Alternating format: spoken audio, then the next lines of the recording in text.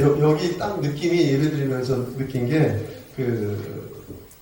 동남아 쯤에 아니면 해외에 조금 잘 사는 나라의 한인교회 온 느낌이 있죠. 좀 잘 사는 나라의 한인교회. 제가 이달 마지막 주에 말레이시아에 가는데 자주 교류하는 선교사님이 계셔서 한인 목회를 하고 계시는데 그 교회를 가면 이 분위기가 딱 나거든요. 여러 가지가. 그게 막 느낌이 왔었어요. 그래서 글로벌한 교회를 다니신다, 이렇게. 여러분 보시면 좋을 것 같습니다. 제 소개 자료를 이렇게 준비했어요. 소개. 강사 얼굴 잘 보여요? 네. 누구예요? 이승기요. 네, 이승기인데 저는 민승기라고 이렇게 얼굴이요. 같은 승기니까 승기를 볼 때마다 기억하시라고 이렇게 제가 보여드린 겁니다. 주로 이제 기업을 다니면서 전국에 있는 기업이나 지자체 공무원들 대상으로 여러 가지 주제로 강의를 하면서 또 교회에서 강의를 하는 이런 사역을 하고 있고요. 그러다 보니까 이제 교통방송을 통해서 처음 제가 방송에 데뷔를 해서 지금까지 10몇 년 동안 계속 이런저런 프로그램을 또 상담을 방송을 통해서 하고 있고 두란 아버지 학교에 강사님들을 대상으로 강의를 하는 그런 일들을 또 이렇게 하고 있습니다. 강사 소개 중에 숫자 2개를 제가 일부러 크게 써놨거든요. 933이 뭘까요? 오늘 시작했던 오늘 강의니까 이렇게 편안하게 저하고 이렇게 서로 소통하면서 이렇게 하시면 더 좋을 것 같아서 제가 일부러 이렇게 진행하는 거거든요. 933, 9월 33일은 없으니까 933은 뭘까요? 33살. 언제? 9월. 9년 전. 지금? 9년 전. 네. 그렇다고 해주는 게도 가끔 있는데 여기는 별자리 없네 그냥. 네. 9라고 하는 것과 33이라는 것은 이제 각각 다른 의미를 갖고 있는데요. 저는 처음에는 직장을 다녔던 직장인이었어요. 그러다가 제가 회사에서 했던 업무가 교육 관련된 업무를 하고 사내 강사를 하다 보니까 배우고 가르치는 달란트가 있어서 저 29살에 청년부장을 했거든요. 그때 당시는 작은 교회에서 따로 부교육자가 없어서 토요일날 저녁에 청년 예배를 제가 직접 설교까지 해가면서 끌려갔던 때가 있었어요. 근데 하다 보니까 잘 맞는 것 같아요. 배우고 가르치는 게. 그래서 직장생활 하다가 몇 년 하고 그만두고 나와서 전문적으로 지금처럼 이제 강의를 하게 됐습니다. 그래서 강의를 하는 프리랜서로 살고 있는데 그러다 보니까는 저의 경쟁력이 필요하더라고요. 프리랜서는 자기 경쟁력이 없어서 살아갈 수가 없거든요. 그래서 생각한 게 책을 쓰자. 그래서 책을 쓰기 시작했는데 그 책이 몇 권이에요? 9권? 네, 지금 8권이 보이죠? 여기에 들어보면 9권이 보이실 거예요. 요거까지 해서 9권. 오늘 강의 후반부에 이제 저 얘기를 할 건데, 여기 이제 9권을 썼어요. 그 책을 쓴 게. 지금 10번째 책을 원고를 써서 올 여름이면 이제 10번째 책이 나오는데, 이 책들 중에 이 책을 아마 우리 목사님이 선물을 받은 걸 거예요. 예전에 우리 남양주 기독교연합회 목사님들 부부 세미나 할 때 오셔가지고 선물을 받으셨다더라고요. 그래서 그때 인연이 돼서 저를 알게 되고 오늘 또 제가 이 자리에 이렇게 오게 됐던 겁니다. 9권이라는 게 이제 9고요. 33은 지난달에 한 열흘밖에 안 됐네요. 3월 22일 제가 결혼한 지 33주년 되는 해였어요. 그래서 33년을 고마워. 33년을 같이 살았는데 제가 환갑이에요. 올해 나이가 1월달 지났어요. 생일 벌써 1월달에 제가 환갑이었어요. 50대. 우리 아빠보다 젊어 보여요. 이럴 수가. 그리고 제 아내는 올 10월이면 환갑입니다. 근데 저보다 더 젊어 보여요. 어쨌든 이렇게 살고 있어요. 그래서 오늘 말씀을 이걸 이제 제가 정한 건 뭐냐면 제가 대학 다닐 때 처음 예수 믿고 처음 나간 교회 청년부 중에 한 청년이 제 아내였어요. 그래서 교회 처음 나가서 처음 발붙이기 한 게 제 아내랑 연애하면서 그 재미로 교회 다니다가 지금 이 지경까지 온 거예요, 제가. 근데 그때는 제가 이렇게 교회를 다니면서 강의하는 사람이 될 거라고 상상도 못했죠. 맨날 직장 다니던 아내가 여름 휴가면 주일학교 교사해야 된다고 휴가를 반납하는 것 때문에 제가 데이트할 시간이 없어서 짜증을 냈던 사람인데 세월이 흘러서 지금은 이렇게 삶이 바뀌었거든요. 그런데 7년을 연애했고 그 다음에 결혼한 지 33년이 돼서 올해 제 아내를 제가 만난 지 지금 이제 40년이 됐어요. 그런데도 엊그저께 또 싸웠어요. 제가 말에 대해서, 부부에 대해서, 소통에 대해서 책을 쓰고 강의하는 사람이에요. 그런 저도 그게 쉽지가 않더라는 거예요. 오늘 말씀, 로마서 14장 18절 말씀을 보면 지금 이 시간에 다른 데 가서 할 일이 얼마나 많아요. 꽃도 피고 날씨도 좋고 그죠? 근데 그런데 안 가고 이 자리에 온 저와 여러분은 제정신이 아닌 거거든요. 지금 제정신이면 이 자리에 있을 수가 없는 거예요. 그런 사람을 우리는 그리스도를 섬기는 사람이라고 불러요. 근데 그리스도를 섬기는 사람이 해야 될 일이 뭔가 봤더니 첫 번째는 하나님을 기쁘시게 해야 된대요. 근데 제가 보니까 제가 40년 동안 성인이 돼서 예수 믿고 40년 동안 신앙생활을 하면서 보니까 웬만한 성도라는 사람들은, 크리스찬이라는 사람들은 그 하나님을 기쁘시게 하는 일에는 참 많이 훈련이 돼 있더라는 거죠. 말도 달라요. 교회에 오면 표정도 달라요. 좀 죄송하지만 목사님들도 달라요. 같이 만나서 이렇게 하다가 이렇게 보면 딱 전화가 왔는데 아는 목회자분이나 아니면 뭐 성도님이 오면 할렐루야 이러고 받아요. 근데 가만 보니까 가족 중에 누가 전화하면 왜? 이렇게 받아요. 일반적인 우리는 또 어떻게 했어요? 우리도 똑같아요. 고객한테 전화가 오면 예 대표님 이러다가 자기 배우잖아 이거 왜? 이렇게 전화 받아요. 너무 다르더라고요. 저도 마찬가지지만 제가 교회를 다니면서 강의할 때 그런 얘기예요. 예배당 안에서 예배나 종교적인 행사를 할 때의 모습으로 그 사람 판단하면 절대 오해입니다. 그 순간은 가장 거룩한 모습을 보이고 있거든요. 그죠? 지금 우리 다 그러고 있잖아요. 솔직히. 그러니까 이걸 가지고 그 사람의 수준을 생각하면 안 돼요. 그 사람의 수준은요. 두 번째, 사람에게도 칭찬받고 사는지를 보고 판단하셔야 된다는 거죠. 그 저건 어디에서요? 교회를 벗어났을 때. 가정에서, 일터에서, 삶터에서 그 사람이 아까 우리 학생이 기도한 것처럼 말과 행동으로 어떻게 하는지, 그래서 다른 사람이 어떻게 그 사람을 대하는지 봐야 진짜 그 사람의 수준이라는 거죠. 우리의 성도의 진짜 품격은요, 예배당 안에서의 모습으로 그 성도의 품격을 결정해서는 안 된다는 거예요. 밖에 나갔습니다. 잘 보세요. 하나님을 기쁘시게 하는 걸로 나는 할 거 다 했다라고 하는 건 천만의 말씀이라는 거예요. 한 걸음 더 나가서 사람에게도 칭찬받는 그런 삶을 살아야 진짜라는 거죠. 그 이야기를 오늘 좀 하려고 하는 겁니다. 그래서 그 다음 19절에 보면 화평의 일과 덕을 세우는 일에 힘쓰라 했거든요. 화평이라고 하는 게 피스메이커를 말하는 거예요. 피스메이커. 반대말은 트러블메이커.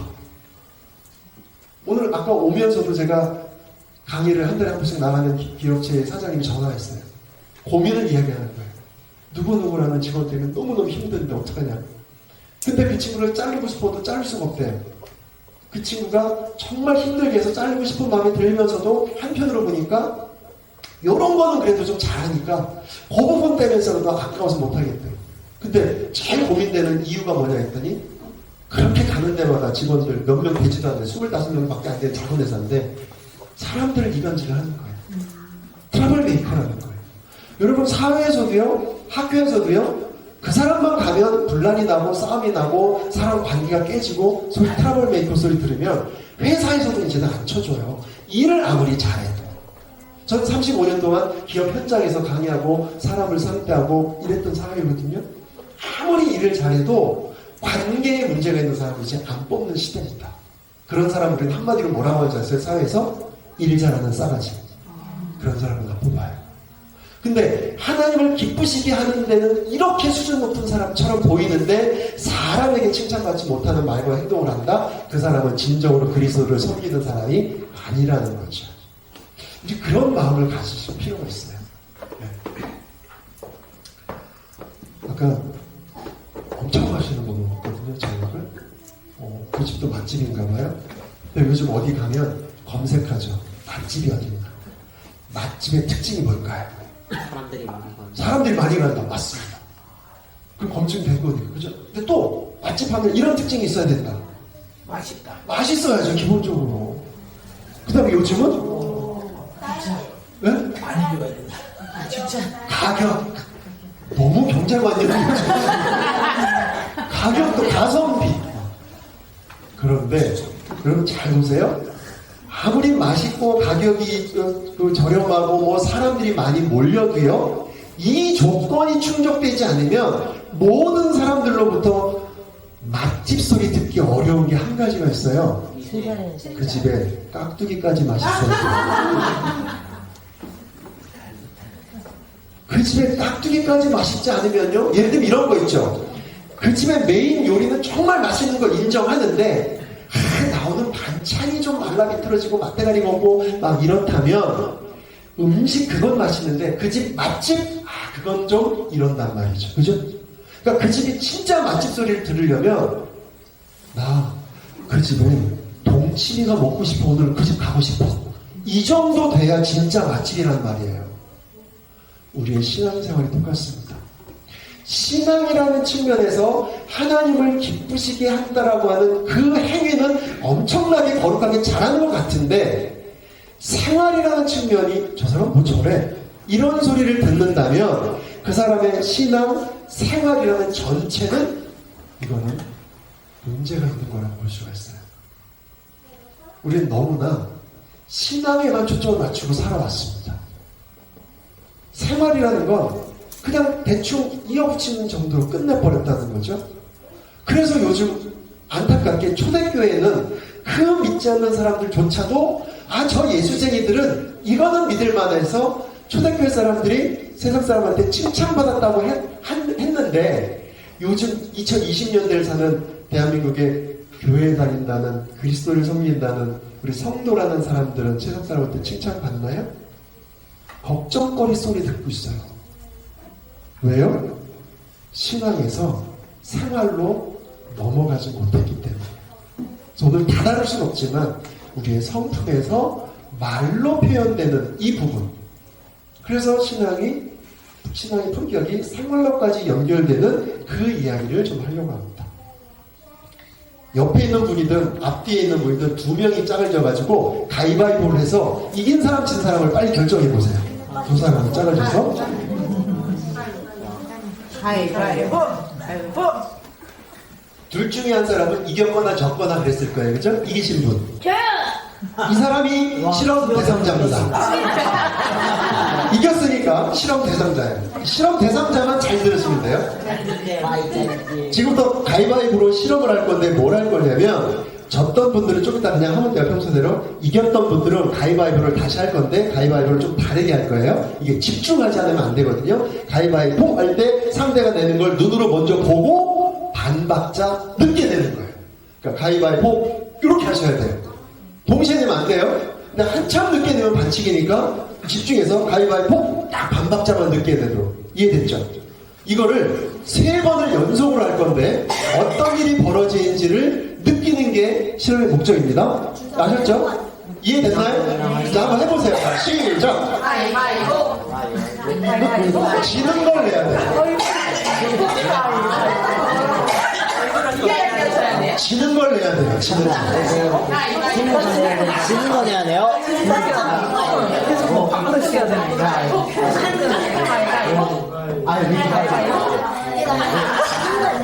잘 되나요? 이게 알고 해도 안 돼요. 자, 됐습니다. 네, 나머지 집에 가서 했습니다. 희한하게 상대방이 내는 걸 눈으로 순간 보면 머릿속으로는 저거에 대해서 가위바위보 지는 게 뭐구나라고 사실은 우리 뇌는 계산을 했는데 손이 자꾸 왜 이게 나왔지? 이게 된단 말이에요. 이게 자연스럽게 지는 게 되는 분이 가끔 있는데 이런 분들은 빨리 병원 가셔야 돼요. 안 되는 게 정상이니까 걱정하지 마세요. 근데 이게 어떤 의미를 갖고 있냐면요. 보세요. 상대방이 내는 걸 눈으로 보고 머리로는 우리 뇌는 저거에 대해서 가위바위보 치는 게 뭔지를 알았는데 손이 말을 안 듣는 거잖아요.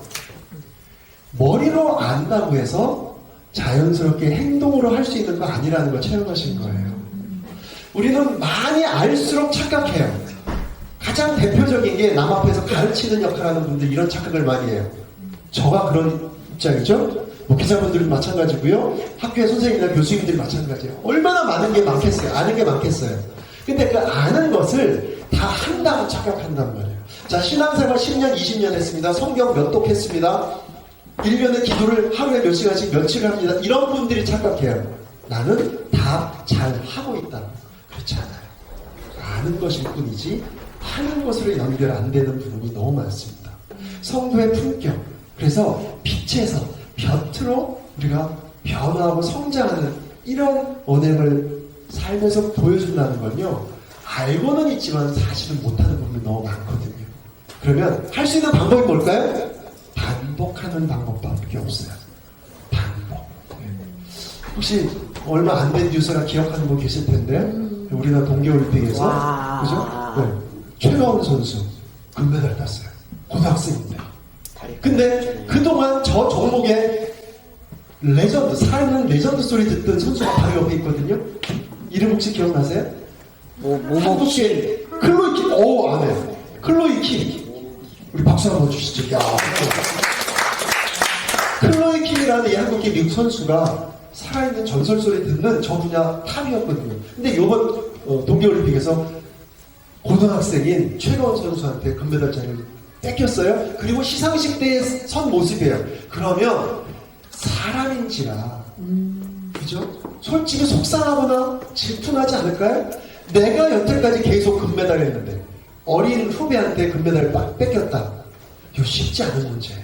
그런데 진심으로 시상대에서 저 클로이 킴 선수가 옆에 있는 최가원 선수한테 지금 뭐 어떤 장면이냐면 야 네가 금메달 가운데 센터잖아. 사진 빨리 잘 받아야 돼 하면서 이거 내려주고 잘 화면 빨리 잘 받으라고 옆에서 도와주는 거예요. 그러면서 저런 말을 했어요. 기자들이 물어봤거든요.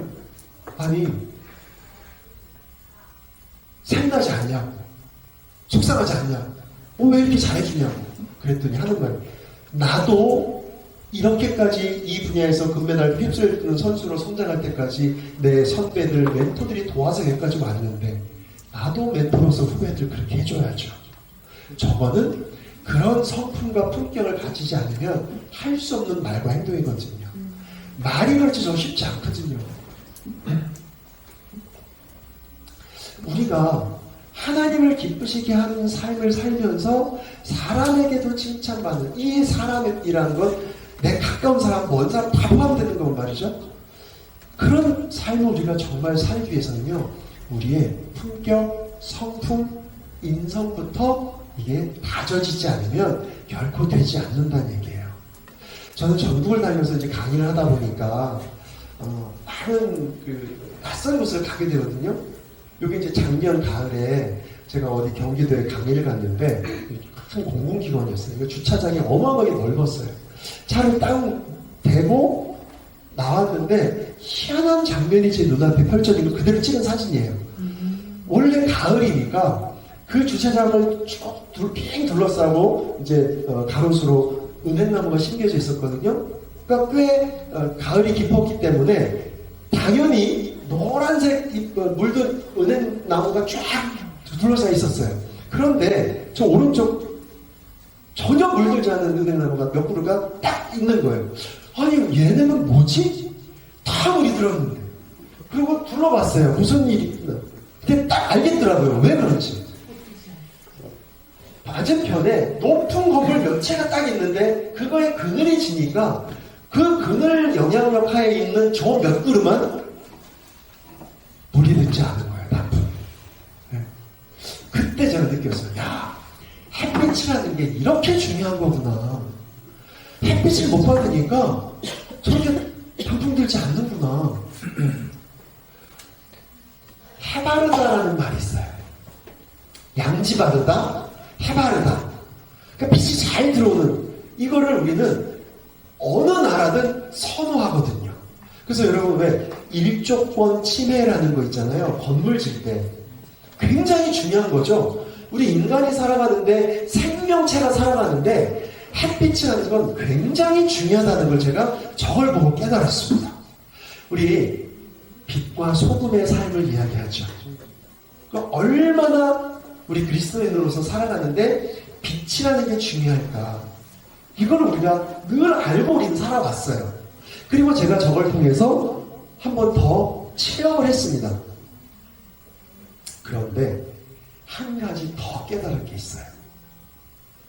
바로 빛의 삶을 사는 것으로 끝나서는 안 되겠다는 생각을 한 거예요. 빛은 물론 필요해요. 성경에서도 빛된 삶을 살라고 했으니까. 빛된 삶을 산다는 건 무슨 의미죠? 내가 빛나는 삶일까요? 아니에요. 어두운 누군가, 어두운 어딘가를 비춰주는 삶을 살라는 거예요. 내가 빛나는 삶을 살려고 하지 마세요. 어딘가 빛을 비추는 삶을 살라는 얘기예요. 그런 삶을 사는 거 굉장히 중요해요. 그런데 전 기왕이면 한 걸음 더 나갔으면 좋겠다는 거죠.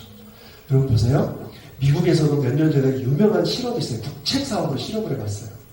커다란 인공 돔을 만들어서, 둥그런 돔을 만들어서 그 안에 뭐 이렇게 땅을 만들고 식물을 심고 이렇게 해가지고 이러이러한 환경 속에서도 살아나는 걸 했는데요. 결국 실패했거든요. 나중에 그 나무가 다 죽고만 이랬어요. 원인을 찾아봤더니 여러 가지가 이유가 있었어요. 공기가 있고 물이 있어도요. 바람이 적당히 안 불면 죽더라고요. 바람이 적당히 있는 게 왜 중요한 줄 아세요?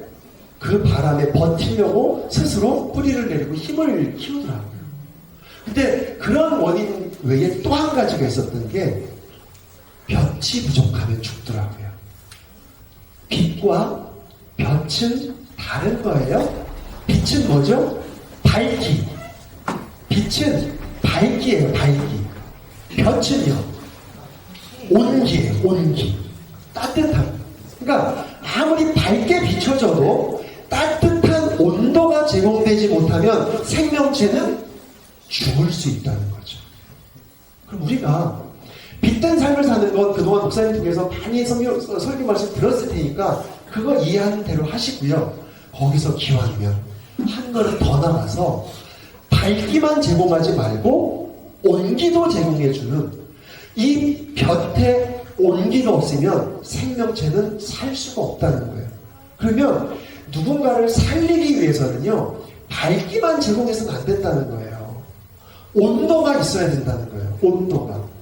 여러분, 우리의 삶이 빛된 삶도 못 되는 경우가 너무 많습니다. 솔직히.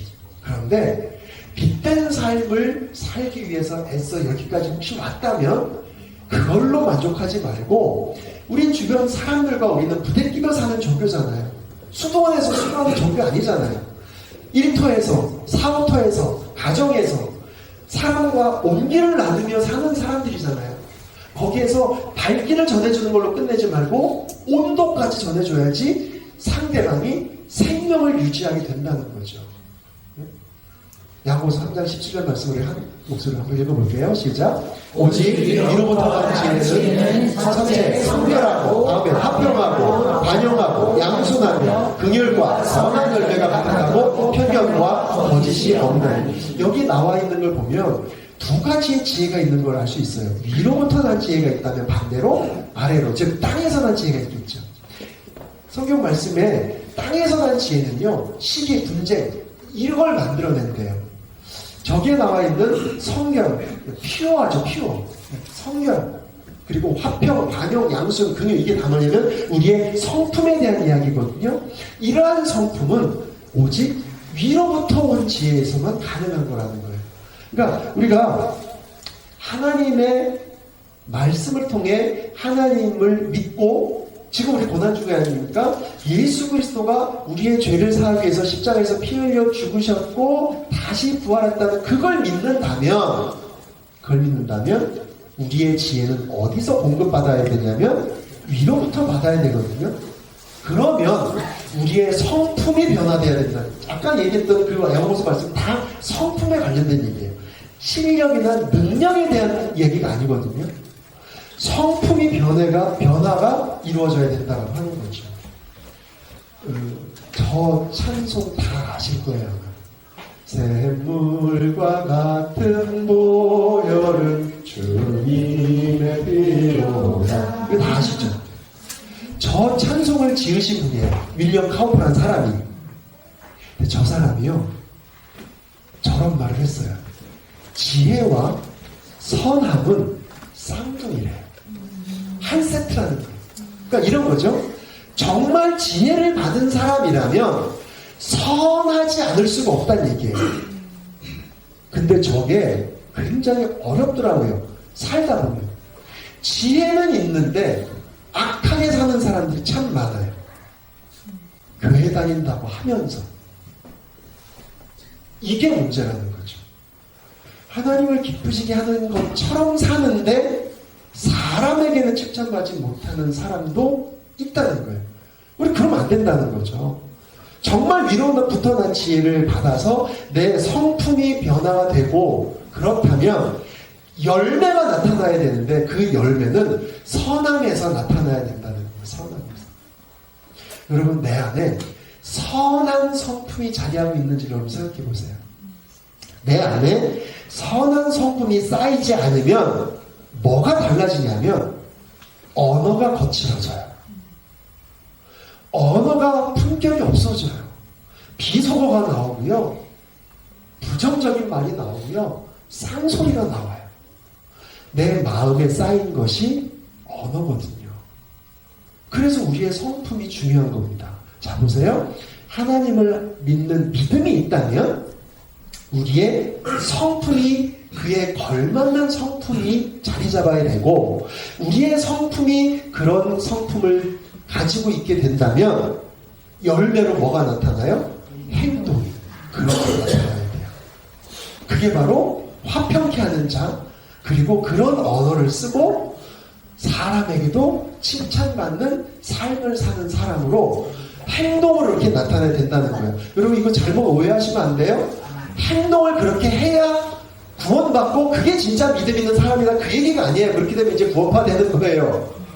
그게 아닌데 오직 주 예수 그리스도의 십자가의 보혈의 사건을 믿는 믿음으로 구원받는 건 맞는데 근데 그 믿음이 진짜 있다면 다음 단계 내 안에 성품이 그렇게 변화되지 않으면 안 된다는 거예요.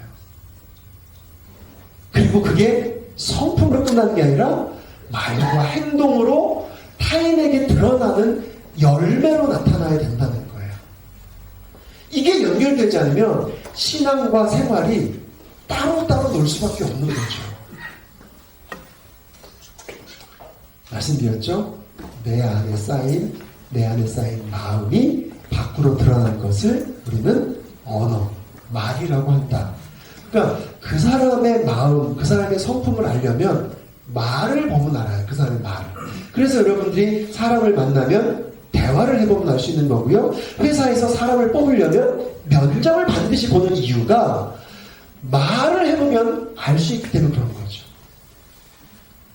교회 안에서는 우리는 사실 대화할 일이 많지가 않고요. 말씀드렸다시피 교회라는 이 환경 안에서 하는 말은 이미 우리는 포장을 해서 말하게 돼 있어요. 그리고 훈련이 돼 있잖아요. 밖에서 나의 삶에서 날 것으로 하는 나의 언어가 과연 어떤 언어 수준인가?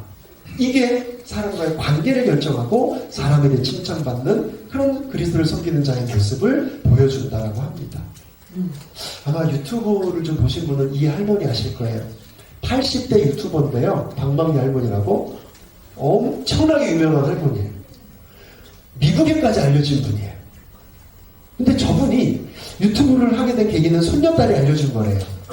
근데 그 손녀딸이 자기 유튜브도 해요. 할머니 유튜브도 도와주지만 그 손녀딸이 요새 하는 유튜브가 뭐냐면 다이어트 식단을 개발해서 계속 올린 젊은 친구답게. 그러니까 얼마나 인기가 있겠어요. 다이어트 식단. 근데 문제는 이 손녀딸이 다이어트 식단을 개발할 때마다 할머니한테 와서 시식을 해보라고. 할머니, 이거 먹으면 살 빠지는데 도움되는 걸로 개발했는데 먹고 평가 좀 해줘봐. 자꾸 와가지고 이렇게 하니까 이 할머니가 또 엄청 재치가 있거든요.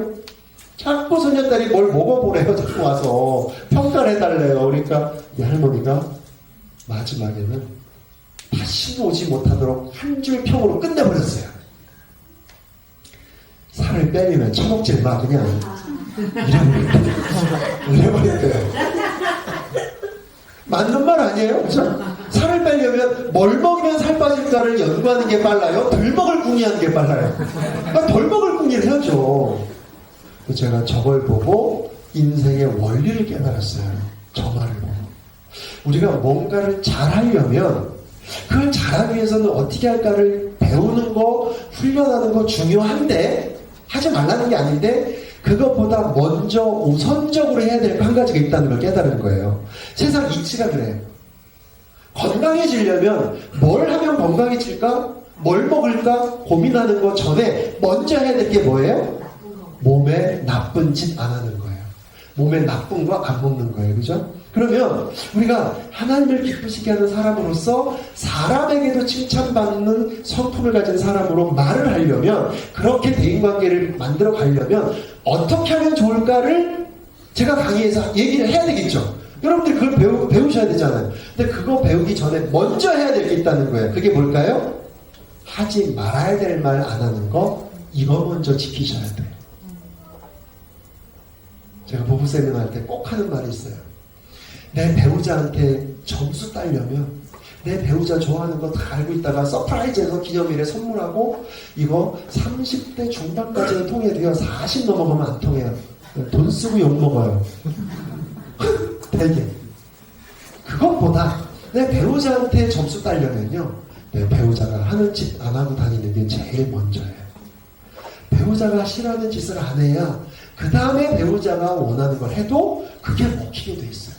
우리의 언어가 그래요. 하지 말아야 될 말이 무엇인지를 여러분 한번 잘 생각해 보세요. 그리스도를 섬기는 자로서의 성품을 가지고 사람을 대하고 그런 언어를 써야 되는데 그러려면 그런 사람으로서 그런 품격의 성도의 품격을 가진 사람으로서 하지 말아야 될 말은 뭐가 있을까요? 어떤 말이 있을까요? 굉장히 많은 게 있겠지만 그냥 제가 큰 틀에서 한번 말씀드려볼게요. 내가 한 말이 상대방으로 하여금 수치심을 느끼게 하는 말일까? 화가 나게 하는 말일까? 무력감을 느끼게 하는 말일까? 그런 말이라면 안 하는 게 좋아요. 먼저. 대상이 누가 됐든. 옳고 그름을 떠나서 내가 하는 이 말을 통해 상대방이 수치심을 느끼고 좌절감을 느끼고 화가 나게 만드는 상황이 될 것 같다면 일단 안 하는 게 좋은 거예요. 무슨 말을 하는가를 보면 그 사람의 지식을 알 수 있대요. 무슨 말을 하는지 보면 그 사람의 지식을 알 수 있대요. 근데 평소에 그 사람이 이런 말을 안 하더라 하는 걸 보면 그 사람의 품격을 알 수 있대요. 안 할 말을 먼저 안 할 수 있는 것, 그게 분별력이고 그게 정말 실력일 수 있다는 거죠. 여러분 지금 한번 생각해 보세요. 내가 가정에서, 일터에서, 교회 안에서도 마찬가지. 하지 말아야 될 말을 안 하고 있는가. 제가 어제 엄청 좋은 소식을 하나 들었는데 똑같은 사람에게 불과 몇 시간 뒤에 통화를 하다가 너무 실망 내지 지금도 막 속이 안 좋아요. 이게 몇 시간 만에 이렇게 바뀌는 거예요. 유튜브로 나갈 때는 혹시 본인이 보면 자기 얘기인 줄 알 것 같아서 디테일하게 나가겠지만요. 교회 관련된 일을 하는 분이에요.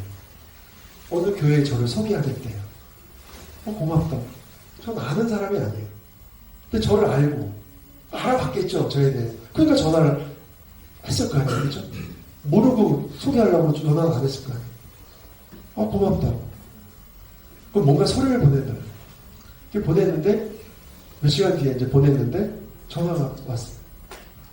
이거 말고 이런 서류는 없습니까? 저는 그런 식으로는 서류를 만든 적이 없고 늘 제가 교회 강의만 20몇 년을 했는데 그냥 필요하다면 늘 이 서류를 보내드렸는데요. 그래도 아무 문제 없이 여태까지 해왔는데 뭐 다른 그런 서류가 필요한가요? 왜 그랬어요? 난 갖고 있는 게 그 서류밖에 없으니까. 처음에 통화할 때는 그렇게 친절했던 그분이 그 얘기를 하면서 이 느낌이 있잖아요, 목소리에. 뭔가 좀 딱딱함이 갑자기 몇 시간만 딱딱함이 느껴지면서 한심하다는 투의 그 목소리 색깔이 느껴지는 거예요. 저는 굉장히 예민하거든요. 언어를 강의하는 사람이기 때문에. 아니 교회 강의를 한다는 사람이 그 서류도 없이 이런 서류를 여태까지 강의했단 말이에요? 라는 느낌이 확 느껴지는 식으로. 그래서 이거 가지고는 안 되나요? 그랬더니 저는 그런 식으로는 하고 싶지 않아서요. 그런 식으로 하고 싶지 않다는 게 무슨 말일까? 여기까지 올려왔는데 참았어요. 이게 대변하는 것과 전화통화는 오해 소지가 있기 때문에 참고 제가 어떻게 해드릴까요? 그냥 그랬어요.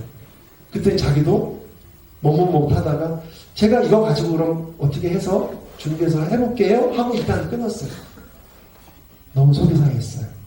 조금 전에 처음 통화할 때는 그렇게 친절하는 사람이 자기가 원하는 그 서류가 없다는 이유, 그거 내 잘못도 아니잖아요. 그거 준비해달라는데 안 한 것도 아니고 자기 기준에 맞는 서류가 없다는 이유로 어째 목소리가 갑자기 저렇게 돌변할 수 있을까? 그리고 상대로 하여금 수치심이나 분노를 느끼게 할까? 저는 그렇게 하고 싶지 않아서요. 그럼 나는 그렇게 해도 되는 사람으로 살아왔나? 너무 속상한 거예요. 만나면 대면에서 하려고 지금 안 하고 있어요. 만나서 대면에서 얘기를 하지 안 그러면 오해가 생기니까. 여러분 그런 거예요. 그분의 의도가 어떤지 모르지만 정도 나이가 9살이나 안 했는데 나중에 찾아보니까 너 이것도 모르고 여태까지 그런 식으로 교회에서 강의하고 다녀다는 이런 투의 뉘앙스가 느껴지는 순간 너무 속상한 거예요. 그래서 이게 딱 떠오르는 거예요. 내일 강의할 그 내용인데 오늘 이게 케이스가 되겠네? 여러분 아무리 훌륭해도요 상대방이 하지 말아야 될 말을 거르지 못하면 그 사람의 품격은 딱 그 수준인 겁니다. 자, 두 번째 그럼 하지 말아야 될 말 안 하는 거 알았죠? 이제 거기서 끝나면 이제 중간밖에 못 가잖아요. 우리의 품격을 높이려면 해야 될 말을 적극적으로 하셔야 돼요. 아마 여기에는 어떤 봐서는 저 드라마를 기억할 분이 많이 안 계실 것 같아서 이렇게 바로 나면 연식이 되게 오래되신 분인데 네, 이 드라마를 아는 분이면 연식이 엄청 오래되신 분이에요. 그죠? 다모라는 드라마. 그러면 이것도 아시겠네요? 그 드라마에 저게 20몇 년 전 드라마인데 어마어마하게 유명했던 드라마예요. 저 드라마의 가장 유명한 장면, 지금도 저 드라마를 기억하는 분은 다 아는 그 유명한 대사. 자, 시작. 아프냐? 이분들 왜 이래? 모르시는 분은 연식이 얼마 안 된 건지 드라마에 취미가 없는 건지 모르겠지만요. 저 드라마를 아는 분은요, 이 대사를 다 알아요. 주인공이 여자 주인공한테 지금 상처 치료하면서 아프냐? 이서진이 그랬어요. 그랬더니 네 아픕니다 그랬더니 이서진이 유명한 말 했죠. 나도 아프다. 아프지 마라. 그럼 이게 어마어마한 대사예요. 이걸 우리는 뭐라고 하냐면 공감이라고 해요. 여러분 어디 가서든 화평케 하는 자의 삶을 사는 사람의 언어 습관에서 빠지지 않는 말은 뭐냐면 공감하는 말을 많이 하는 거예요. 부부 사이에, 부모 자녀 사이에, 직장 선후배 사이에 공감하는 말을 많이 해주는 사람은요 화평케 하는 삶을 살 수 있어요. 그런데 제가 이렇게 강조하는 이유는 머리로는 아는데 실제로 공감의 언어를 많이 사용하기는 굉장히 어려워서 나도 아프다라는 말을 하기는 되게 어려워요. 너만 아프냐? 이런다. 너만 아프냐? 이러고 다녀요 다들. 나는 애 낳고 육아휴가고 뭐 출산휴가고 없이 출근했던 사람이야. 왜 이래? 이딴 소리를 하고 살더라고요. 난 기부사하고도 출근한 사람이야. 이거 왜 이래? 이러더라고요. 뛰어난 사람일수록 공감력이 없어요. 그래서 스타 플레이어가 감독이 되면 선수들이 괴로운 거예요. 그게 안 되니? 이렇게 돼요. 공감이라는 건 뭐냐면요. 공감이라는 건 영어로 엠퍼시라고 그래요. 엠퍼시라는 단어가 공감이라는 단어인데 그 엠퍼시라는 공감이라는 단어의 어원이 뭐냐면 남의 신발을 신다. 같이요. 시작. 남의 신발을 신다. 그럼 잘 보세요. 공감력이 뛰어난 사람은 상대방 감정을 잘 읽어내면서 아이고 그래 이게 공감이 아니에요. 그건 절반밖에 안 돼요. 진짜 공감은 그게 아니라 감정적으로 막 동요하라는 게 아니라 난 동의할 수 없어. 심지어 네 생각이나 네 반응에 지금 동의할 수 없어. 그렇지만 네가 왜 그러는지는 알겠어. 이게 공감이에요. 식당에 가는데 애가 막 뛰어다녀요. 공감력이 없는 부모는요 어떻게 할까요? 애를 딱 잡고 도대체 넌 왜 이래? 누구 닮아서 이래? 이게 공감력이 없는 부모예요. 공감력 있는 부모는요 똑같이 애를 잡기는 잡아요. 왜? 남한테 피해주면 안 되니까. 여러분 이거 부모 교육 때 해야 되는데 공감력 있는 부모 되라고 오해하는 부모들이 뛰어다니면 아이고 내 새끼 잘한다. 애 기죽이면 안 돼. 이러는 걸 공감하는 부모라고 착각해야 돼. 그러니까는 우리 애 야단치면 그 사람하고 막 싸우더라고요. 우리 애는 왕의 DNA 타고났는데 왜 이러냐 막 이딴 소리 나면서. 그게 공감이 아니에요. 공감력이 있는 부모는 남한테 피해를 준다면 애 딱 잡는 걸 똑같이 잡아야 돼요. 근데 공감 없는 부모와 다르게 공감 있는 부모는 찬바리가 다르죠. 너 기분이 굉장히 좋구나. 신났네. 걔 입장이 돼보는 거예요. 근데 뛰면 위험하니까 놀이방 가서 뛸래? 이렇게 해야 공감인 거예요. 알겠지? 둘이 막 적용이 들어가요 지금 이제.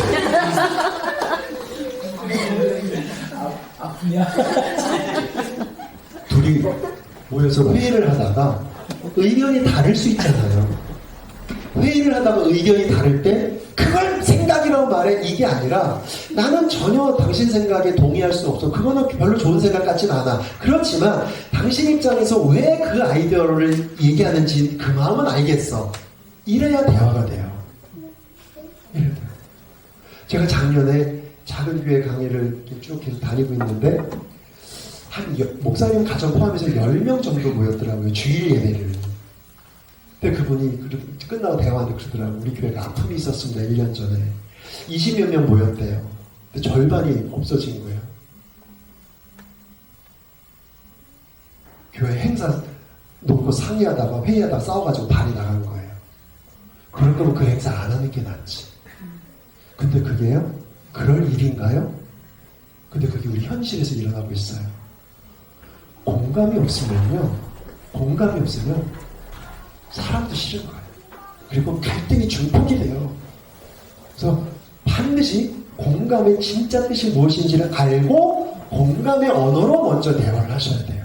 자, 다시 강조해요. 공감하라고 상대방 얘기 다 받아주라는 얘기가 아닌 거 아시는 거예요. 그죠?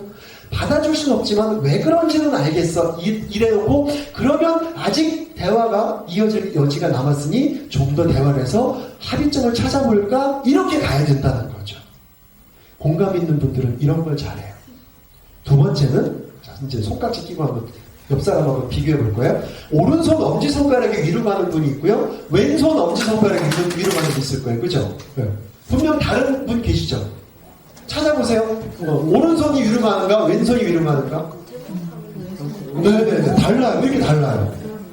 자, 그러면 손깍지 풀러서 반대로 어긋나게 한번 껴볼까요? 손깍지는 평소와 반대로. 느낌 어때요?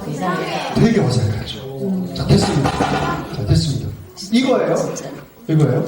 여러분, 손깍지를 나는 평생 이렇게 꼈는데 나하고 손깍지를 반대로 끼는 분이 누군가 있다는 거 아셨죠?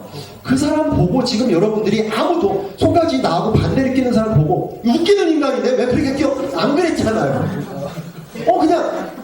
나하고 반대 스타일이네? 이러고 말았잖아요.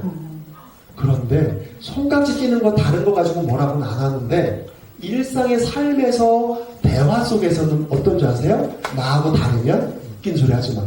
왜 그럼 나하고 다른 꼴을 못 봐요. 왜 그런 줄 아십니까? 존중감이 없어서 그래요. 존중감. 저는 충청북도 청주 출신입니다. 우리나라에서 유일한 내륙도시, 사방이 도시로 둘러싸여 있어서 바다가 없어요. 거기서 대학 가기 전까지 살았어요. 그래서 결혼하기 전까지 제가 몰랐던 게 한 가지가 있더라고요. 우리 집은 물론이고 우리 동네는 다 그랬으니까 몰랐어요. 풋고추를 먹을 때 고추장을 찍어 먹어요, 우리는. 근데 전라도 출신인 제 아내가 결혼해서 시부모까지 모시고 한 집에 살다가 제 아내가 어느 날 깜짝 놀라요. 시부모 앞에서 뭐라고 못하니까 방에 들어와서 저한테 뭐 이런 집구석이 다 있냐고. 왜 그러냐면 고추가 매운데 왜 고추장을 찍어 먹냐? 고추장을 왜 찍어 먹냐고. 고추가 매운데. 아니 뭘 찍어 먹으랬더니 자기네는 된장을 찍어 먹는데 저는 그 소리를 듣고 진짜 깜짝 놀랐어요. 그때 당시에. 아니 날된장을 어떻게 먹어? 날된장을 된장찌개에 끓여 먹어야지. 그래서 나중에 저는 고추장을 찍어 먹는데 제 아내는 된장을 찍어 먹는데요 하고 이렇게 다르다고 누군가를 붙잡고 하소연을 했더니 그 사람은 자기 또 쌈장을 찍어 먹는데요. 사람이 다른 거구나. 다른 거. 여러분 탕수육 시켜놓고 부먹이에요, 찍먹이에요? 찍먹이죠. 이거 보세요. 부먹인 사람도 있고 찍먹이는 사람인데 부먹과 찍먹이 서로 다른 건데 존중감이 없으면 첫 마디가 뭐가 나오는지 아세요? 촌스럽게 누가 그렇게 먹어 이래버린다. 존중감이란 뭐냐 하면 존중감이란 저 사람과 내가 다르구나라고 쿨하게 받아들이는 걸 존중이라 그래요. 막 상대방 떠받드는 게 존중이 아닙니다. 그것도 존중일 수 있지만 이 대화와 관계에서 진짜 존중은 나하고 다를 수 있다는 걸 그냥 쿨하게 받아들이는 거예요. 이게 안 되면 관계가 깨져요. 이 존중감이 공감이라는 것과 세트로 묶여 있을 때 우리의 공감과 존중을 담은 언어가 사람과 화평케 하는 언어의 최고가 된다는 거죠. 여러분 어디 가서 그 공동체 조직에서 사람과 좋은 관계를 유지하고 좋은 성품을 보여주는 대표적인 방법이 내가 쓰는 언어 중에 공감과 존중을 담은 언어를 쓰려고 애써보시라는 겁니다. 제일 먼저 여러분 가정과 교회 공동체 안에서 먼저 이 말을 쓰셔야 돼요. 가정과 교회 공동체가 친하다는 이유로 내 주장을 너무 쉽게 하기 때문에 이게 어려운 거거든요. 이 그림 아마 보신 분들 많을 거예요. 저 좌우에 두 개의 그림. 뭐가 다르죠? 박스가 그죠? 근데 왼쪽에는 똑같이 박스 하나씩을 줬죠. 왼쪽에. 근데 문제는 어때요? 똑같이 공평하게 박스 하나씩을 줬는데 결과는 누구는 행복하고 누구는 안 행복해요. 그래서 지금은 시대가 변했어요. 오른쪽으로 가라는 거예요. 오른쪽으로. 우리가 행동을 할 때. 저게 박스를 누구는 주고 누구 안 주는 게 차별하는 게 아니라 그 사람 형편에 맞는 행동을 해야 모두가 행복해질 수 있다는 거죠. 저걸 차별이라고 생각하면 안 돼요. 그래서 왼쪽을 공평이라고 얘기했다면 오른쪽을 공정이라고 얘기해요. 이제는. 공평은 똑같이 하는 거지만 공정은 그 사람의 형편에 맞게. 그런데 한 번 더 변한 거 아세요? 세상이 변해서 저 오른쪽 그림 잘 보세요. 저 오른쪽 그림에 공정으로 변화된 것을 한 번 더 바꿔야 되는 세상이 됐어요. 그게 뭐냐면 이렇게 바뀌었어요. 왜 그런지 아시겠죠? 저 오른쪽 사람 휠체어 있는 사람한테는 내 몸 박스를 줘서 도움되는 게 아니거든요. 그 사람의 필요에 맞는 걸 줘야지 내가 가진 걸 주고 이거 아니라는 거예요. 네? 공정이라고 하는 거. 이거는 내 기준이 아니라 상대방의 기준을 살피는 마음이 없이는 그 공정이라는 마음이 생기지가 않습니다. 우리의 언어에서도 이렇게 내 기준이 아니라 정말 다양한 각각의 상황에 맞춤으로 나의 언어를 표현해 주셔야 된다는 겁니다. 자, 이제 슬슬 마무리해야 되는데요. 일본은 수백 년 된 저런 기술이 하나 있어요. 그릇이나 도자기가 깨지면요, 너무 아깝잖아요. 그래서 저걸 이어 붙이는 기술이 뛰어났어요. 근데 어느 날 저걸 이어 붙이는데 그 이어 붙인 곳을 금색으로 입혔어요, 저렇게. 그랬더니 깨지기 전보다 더 예뻐진 거예요. 그래서 저게 하나의 예술 장르가 됐어요. 낀쓰기라고 해가지고 지금 그래서 예술 장르가 돼서 일부러 도자기 접시를 만들어서 적당히 깨가지고 금으로 이어붙여서 전시를 하거나 판매를 하는데 더 비싸게 팔려요. 저게 그릇만 그럴까요? 우리 사람도 마음의 상처, 몸의 상처 깨어질 때 있죠. 그죠? 깨질 때 있잖아요. 살다 보면. 그럴 때 안 깨지게 하면 좋겠지만 혹시라도 깨졌다면 그걸 금 색깔을 입혀서 잘 이어붙이면 오히려 깨지기 전보다 더 단단하게 회복되고 성장되는 게 가능한데 우리는 혹시라도 우리 주변에 있는 누군가가 마음의 상처나 힘듦이 있거나 이런 무너짐이 있는 그런 상황일 때 우리의 언어를 통해서 그것을 치유하는 것을 넘어서서 더 단단하게 새롭게 살아갈 수 있도록 그런 언어를 사용하자는 거죠. 우리 기독교가 뭐예요? 살리는 종교잖아요. 말로 살려야죠. 근데 그 말로 살리는 것에 아까 제가 추천드린 두 가지 공감과 존중의 언어를 통해서 살리는 언어를 사용하자는 겁니다. 이렇게 되면 단순히 밝기만 비춰주는 빛이 아니라 생명을 유지하게 되는 온기를 더한 빛의 언어가 될 수가 있다는 거예요. 우리가 작은 공동체일수록 이게 필요합니다. 빛도 중요하지만 볕까지 나가야 돼요. 뭘로요? 마음만 그래서 알 수 없어요. 말과 행동. 교회 안 다니는 사람도 아는 유명한 브라운 탕자 이야기 있죠. 그리고 지금 우리 고난주간에 예수님의 십자가의 사건을 우리 지금 묵상하고 한 주간을 살고 있어요.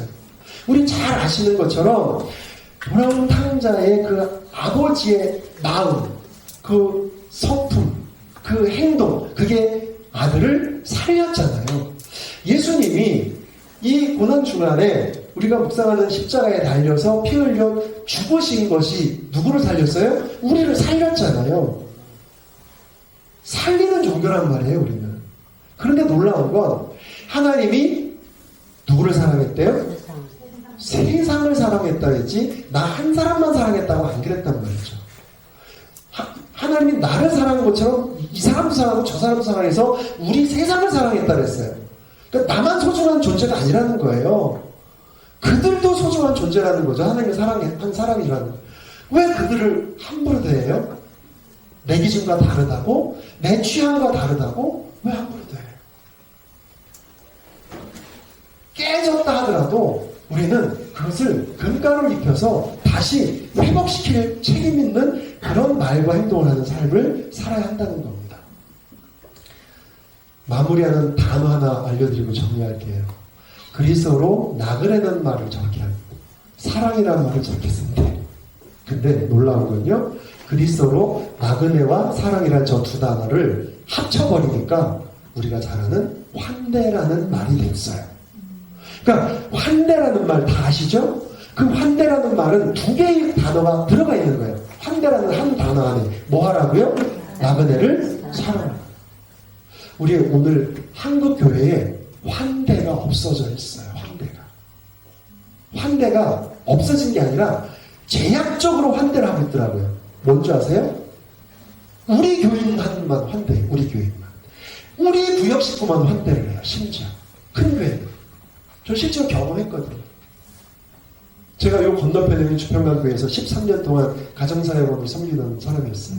작년 말까지. 16, 7년 전에 제가 실험을 한번 해봤어요. 제가 저를 소개하는 안내문 하나를 만들어서 저는 이렇게 책 쓰고 교회에서 강의하는 여기 있는 주평강교회에 이런 가정사역 섬기는 사람입니다. 한 장짜리 만들어서 이 호평동 평내동 마석 일대에 20군데 교회를 찾아다녔어요. 평일 낮에 문 닫힌 데는 그냥 나오고 누군가가 있어서 사람을 만나본 교회가 20군데 그 중에 나오면서 뭐 짧게는 2, 3분 길게는 한 20분 나오면서 이 교회는 정말 따뜻하다. 예수님의 사랑이 이런 거 아닐까? 다시 오고 싶다 하는 교회가 몇 군데 있었을까요? 제가 처음에 쓴 책에 그 책에 그걸 진짜 썼거든요. 한 건데.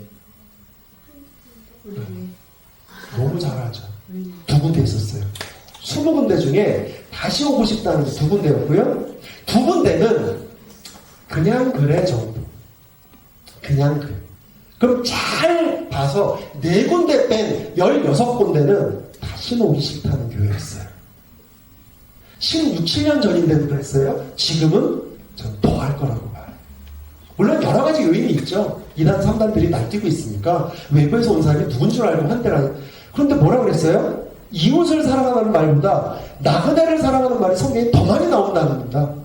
이웃보다 나그네는 더 넓은 범위거든요. 내가 아는 사람, 나하고 친한 사람 관계하라고 안 그랬어요. 사랑하라고 안 그랬어요. 나그네를 사랑하라고 그랬어요. 그럼 환대의 삶이 우리 교회 안에서 지금 사라지고 있습니다.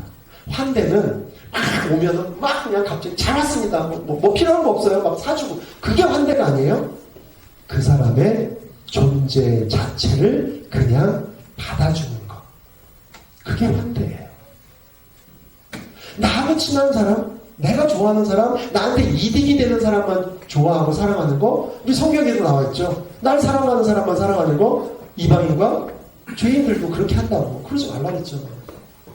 오늘 마무리하면서 드리는 단어입니다.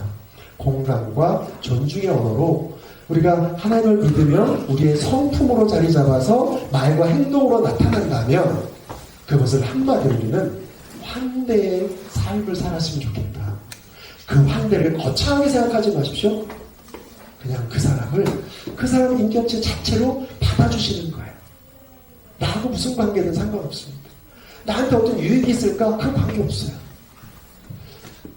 적어도 우리 20군데 중에 2군데의 교회밖에 기억에 남는 교회가 없다면 사실 우리의 모습도 돌아볼 필요가 있다는 거죠.